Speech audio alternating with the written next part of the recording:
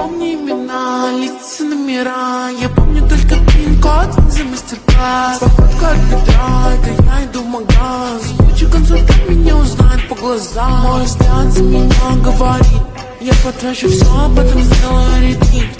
Мой муж за меня разрулит. Он такой крутой, на руле безлимит. Это сладкая жизнь, как клубника в шоколаде.